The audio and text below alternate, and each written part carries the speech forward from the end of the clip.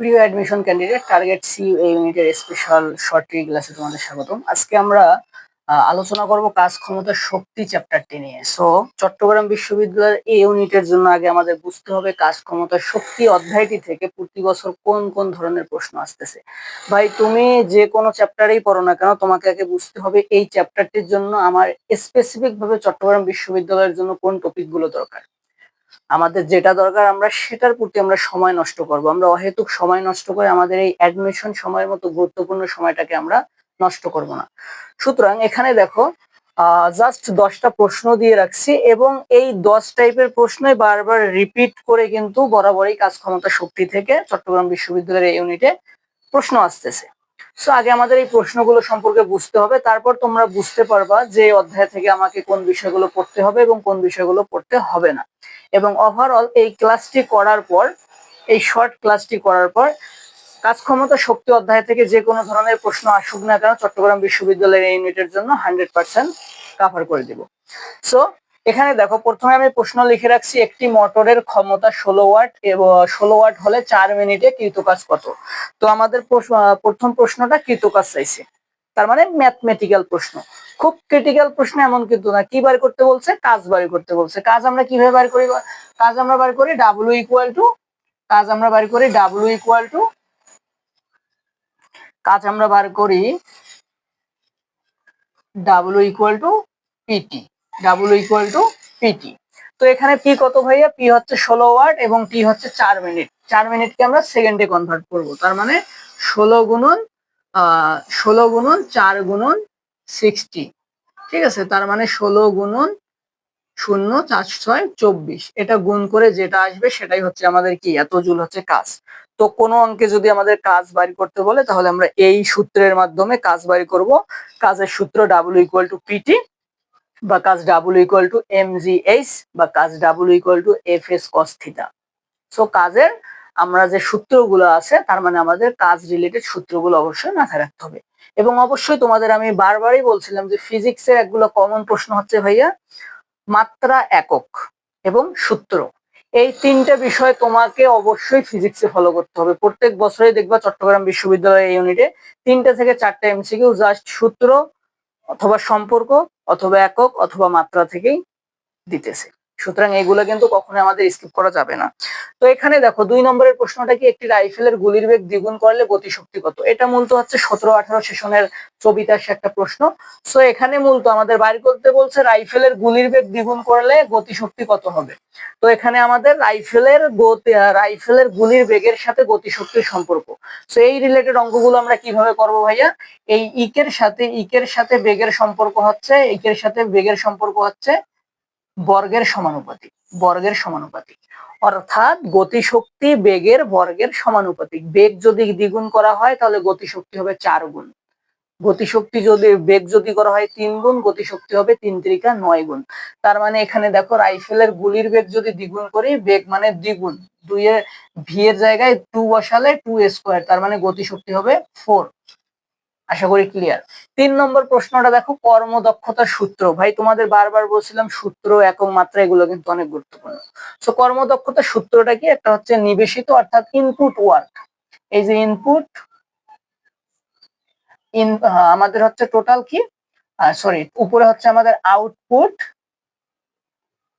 নিচে হচ্ছে আমাদের ইনপুট, টোটাল হচ্ছে 100%। আমাদের কর্মদক্ষতা বলতে হচ্ছে আমাদের কৃত কাজ ডিভাইডেড মোট কাজ গুণন 100%, ঠিক আছে? কাজের মাত্রা কোনটি? কাজের মাত্রা কোনটি হয়ে ml স্কয়ার টি ইনভার্স 1, ঠিক আছে?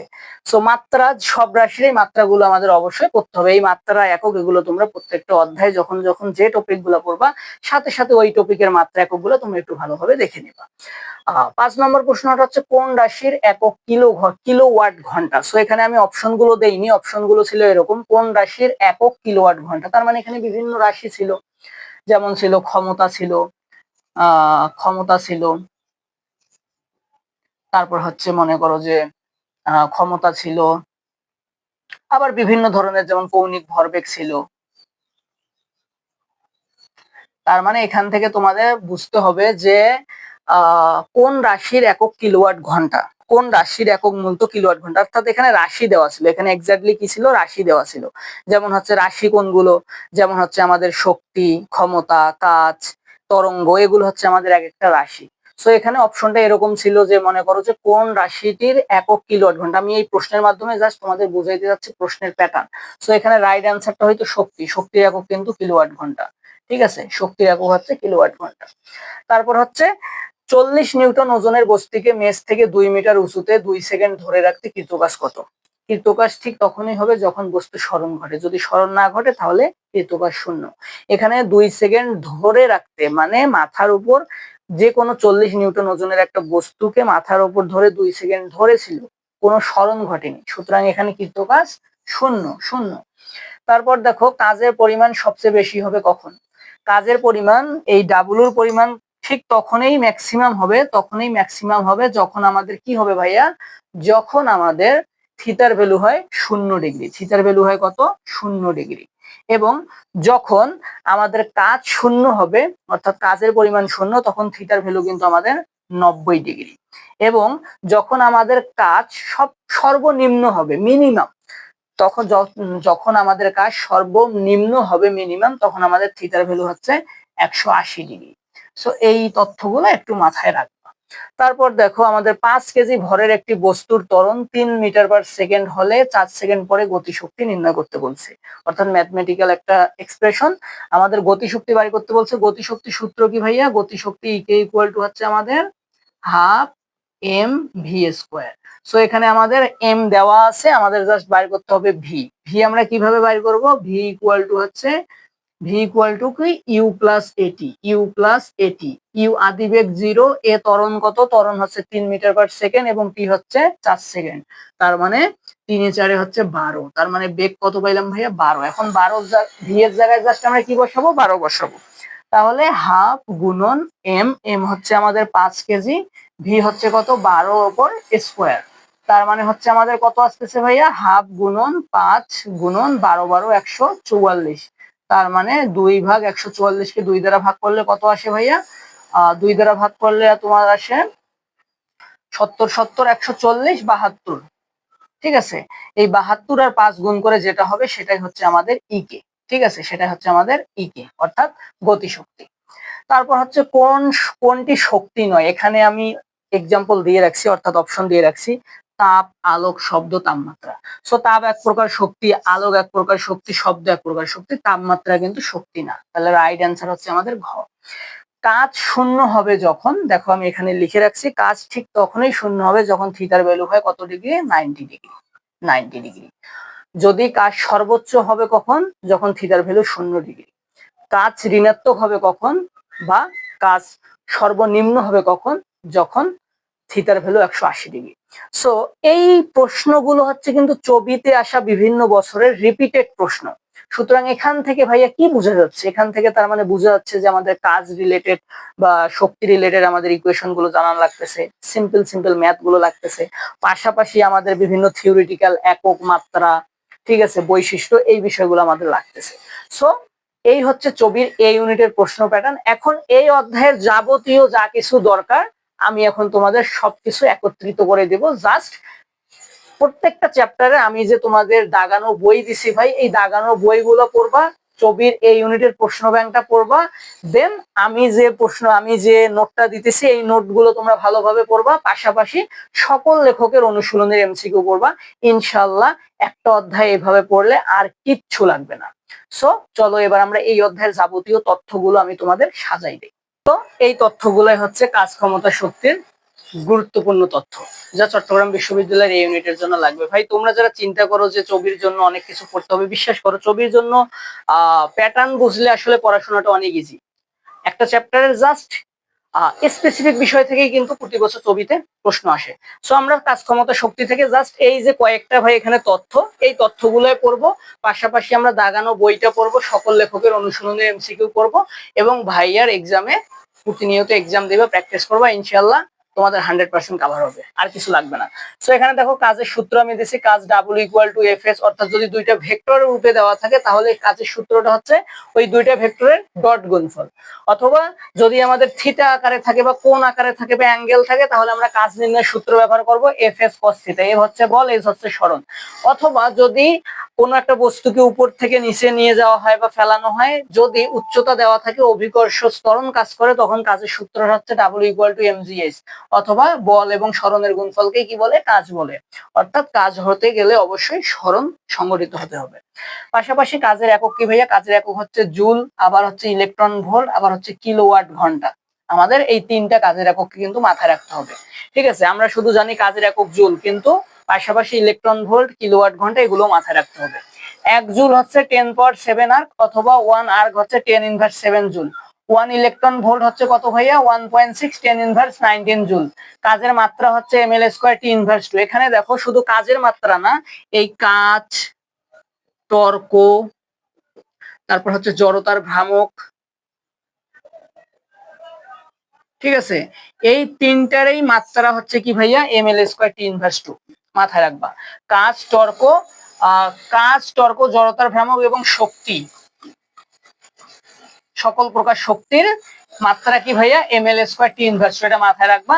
1 ক্যালোরি হচ্ছে 4.2 জুল, 1 জুল হচ্ছে 0.24 ক্যালোরি। ধনাত্মক কাজ এবং ঋণাত্মক কাজ আছে। ধনাত্মক কাজ হচ্ছে কি ভাইয়া? ধনাত্মক কাজ হচ্ছে যেটা দিকে কাজ করে সেটা ধনাত্মক, এবং সেটা হচ্ছে আমাদের বিপরীত দিকে কাজ করে সেটা হচ্ছে আমাদের ঋণাত্মক কাজ। তো ধনাত্মক কাজের ক্ষেত্রে কিন্তু ত্বরণ সৃষ্টি হয়, ঋণাত্মক কাজের ক্ষেত্রে কিন্তু মন্দন সৃষ্টি হয়। এখানে স্থিতি শক্তি কিন্তু হ্রাস পাবে, আর ঋণাত্মক কাজে কিন্তু স্থিতি শক্তি বৃদ্ধি পাবে। ধনাত্মক কাজের ক্ষেত্রে গতি শক্তি বৃদ্ধি পাবে, কিন্তু ঋণাত্মক কাজের ক্ষেত্রে সেটা হ্রাস পাবে। এই বৈশিষ্ট্যগুলো কিন্তু আমাদের মনে রাখতে হবে ভাইয়া। এখানে ছবিতে এই ধরনের থিওরিটিক্যাল প্রশ্নগুলো কিন্তু বেশি আসতে দেখা যায়। পাশাপাশি ধনাত্মক কাজের থিটার রেঞ্জটা কত ভাইয়া? থিটার ভ্যালু হচ্ছে 0 সহ 90 এর ছোট, অর্থাৎ 0 থেকে 89 পর্যন্ত। এটা হচ্ছে আমাদের কি? ধনাত্মক কাজের থিটার রেঞ্জ। আর ঋণাত্মক কাজের থিটার রেঞ্জটা কত? 90 এর বেশি, অর্থাৎ 91 থেকে 180 পর্যন্ত। এই রেঞ্জ গুলো মাথায় রাখবা। পাশাপাশি মাথায় রাখবা যে কাজ ঠিক তখনই সর্বোচ্চ হবে বা কাজ ধনাত্মক হবে তখনই যখন থিটার ভ্যালু 0, বা কাজ সর্বনিম্ন কখন হবে? যখন থিটার ভ্যালু 90 ডিগ্রি। কাজ ঋণাত্মক কখন হবে বা সর্বনিম্ন হবে? তখনই যখন হচ্ছে থিটার ভ্যালু 180 ডিগ্রি। এগুলো মাথায় রাখবা। শূন্য কাজ কখন? শূন্য কাজ হবে 90 ডিগ্রি হলে। শূন্য কাজ হবে কখন? থিটার ভ্যালু 90 ডিগ্রি হলে। কাজ সর্বোচ্চ কখন হবে? থিটার ভ্যালু 0 ডিগ্রি হলে। কাজ সর্বনিম্ন কখন হবে ভাইয়া? থিটার ভ্যালু হচ্ছে 180 ডিগ্রি হলে। এই বিষয়গুলো একটু মাথায় রাখবা। তারপর হচ্ছে ডাব্লু, কাজ হচ্ছে ডাব্লু আমরা প্রকাশ করি, এবং এক্স হচ্ছে একটা স্প্রিং ঘটিত যদি কোনো সংকোচন প্রসারণের যদি সরণ দেওয়া থাকে, তখন আমরা কাজ হচ্ছে সেই সরণের বর্গের সমানুপাতিক। এটা আমাদের অবশ্যই মাথায় রাখতে হবে। অর্থাৎ W equal to half K x square. ঠিক আছে, কোনো একটা স্প্রিং এর ক্ষেত্রে কাজ হচ্ছে কি? W equal to half X square. Spring ধ্রুবকের একক কি ভাইয়া? Newton metre inverse 1। এটা মাথায় রাখবা। তারপর দেখো এখানে আমি লিখে রাখছি শক্তির প্রকারভেদ। ভাইয়া বইয়ে অনেক 5-6টা শক্তি আছে, যেমন তাপ শক্তি, আলোক শক্তি, বিদ্যুৎ শক্তি, রাসায়নিক শক্তি। এই শক্তির প্রকারগুলো একটু পড়বা। কেন পড়বা? আমি কিন্তু তোমাদের একটু আগেই প্রশ্ন প্যাটার্নে কিন্তু এই রিলেটেড একটা প্রশ্ন আসছিল যে নিচের কোনটি শক্তির উদাহরণ নয়। ঠিক আছে, এগুলো বুঝতে হবে। তারপর হচ্ছে সংরক্ষণশীল বল আছে, অসংরক্ষণশীল বল আছে। এগুলোর ভাইয়া কি লাগবে? জাস্ট উদাহরণগুলো পড়বা। সংরক্ষণশীল বল উদাহরণ কোনগুলো, অসংরক্ষণশীল বলের উদাহরণগুলো কোনগুলো। ঘর্ষণ, সান্দ্রতা এবং সবল নিউক্লিয় বল, এই তিনটা ব্যতীত বাকি সব বলই হচ্ছে সংরক্ষণশীল বল। জাস্ট সবল নিউক্লিয় বল, তারপর হচ্ছে কি ঘর্ষণ বল, সান্দ্রতা বল, এই তিনটে হচ্ছে কি ভাইয়া? এই তিনটে হচ্ছে অসংরক্ষণশীল বল, যেগুলো হচ্ছে কাজের নিত্যতা সূত্র মেনে চলে না। এটা মাথায় রাখতে হবে। 1 হর্স পাওয়ার হচ্ছে 746 ওয়াট। এটা মাথায় রাখবা। ক্ষমতার মাত্রা হচ্ছে ml square t inverse cube, এবং ক্ষমতার একক কি ভাইয়া? ওয়াট। ক্ষমতার একক কি? ওয়াট। পাশাপাশি আমরা সকল সূত্র মাথায় রাখবো, যেমন গতিশক্তির সূত্র ইকে ইকুয়াল টু হচ্ছে হাফ mv স্কয়ার, এবং এখান থেকে আমরা বুঝতে পারতেছি ইকের সাথে ভি এর সম্পর্কটা কি? বর্গের সমানুপাতিক। সেম ভাবে আমাদের ক্ষমতার সূত্র কি? ক্ষমতা P equal to W by T. ঠিক আছে, তার মানে এই যে সম্পর্কগুলো, ইকুয়েশন গুলো, এগুলো থেকেও কিন্তু প্রশ্ন আসে। গুলির বেগের যদি কোনো অঙ্ক আসতে দেখা যায় তাহলে তোমরা জাস্ট কি করবা? এই যে গুলির বেগ বা গতিশক্তির যদি কথা বলা থাকে, জাস্ট এই ইকুয়েশনটা থেকেই তোমরা সলভ করতে পারবা। তো এই হচ্ছে কাজ, ক্ষমতা, শক্তি অধ্যায়ের গুরুত্বপূর্ণ তথ্য, যা চট্টগ্রাম বিশ্ববিদ্যালয়ের ইউনিটের জন্য অনেক গুরুত্বপূর্ণ। এখন তোমাদের কাজ কি ভাই? এখন তোমাদের কাজ হচ্ছে দাগানো বইটা পড়বা, যেগুলো আমি তোমাদের গ্রুপে দিছি।